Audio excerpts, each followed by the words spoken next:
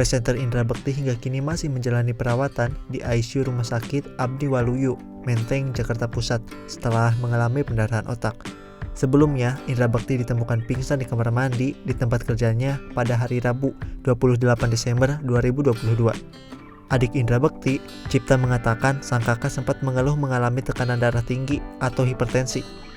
Menurut Guru Besar Bidang Kesehatan dan Dokter Ahli Syaraf Unika Atmajaya, Profesor Dr. Yuda Turona, pendarahan otak bisa terjadi karena dua hal, yakni pipa pada otak tersumbat atau pipa tersebut pecah. Saya tidak tahu di kasus Indra Bekti, tapi sebelumnya kan diinformasikan kalau Indra Bekti mengalami tekanan darah tinggi. Itu faktor resiko pertama. Jadi kalau tekanan yang sangat tinggi itu salah satunya kan hipertensi. Menurut Yuda, mengalami pendarahan otak saat di kamar mandi memang cukup sering terjadi, sebab banyak faktor yang dapat terjadi seperti ngeden atau mengenjan terlalu kuat atau bersin yang sangat kuat.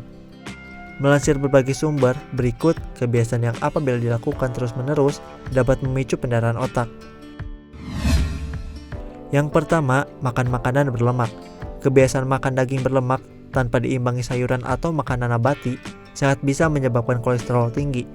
Tingginya kandungan kolesterol dan lemak darah yang menumpuk di pembuluh darah dapat menyebabkan aterosklerosis, yakni pengerasan pembuluh darah arteri. Saat plak terus mengendap, maka pembuluh darah akan menjadi rapuh dan berisiko lebih besar mengalami kerusakan bahkan pecah. Yang kedua, minum minuman keras.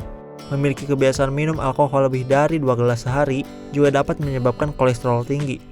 Diketahui kolesterol tinggi yang dibiarkan menaun juga merupakan salah satu sebab pecah pembuluh darah di otak. Yang ketiga, kurang olahraga. Orang yang tidak berolahraga semakin meningkatkan risiko terjadinya hipertensi. Apabila jika dibarengi dengan gaya hidup yang tidak sehat seperti merokok, obesitas, dan lain sebagainya. Tekanan darah yang tinggi pada dinding pembuluh darah dapat menyebabkan kondisi dinding pembuluh darah menjadi rusak sehingga membuatnya menjadi kaku dan mengalami penyempitan. Seiring waktu, tekanan darah tinggi yang terus-menerus juga akan menyebabkan pembuluh darah melemah dan kemudian menonjol atau aneurisma. Aneurisma dapat pecah sewaktu-waktu dan menyebabkan pendarahan dalam yang berakibat fatal. Yang keempat, pola tidur yang buruk.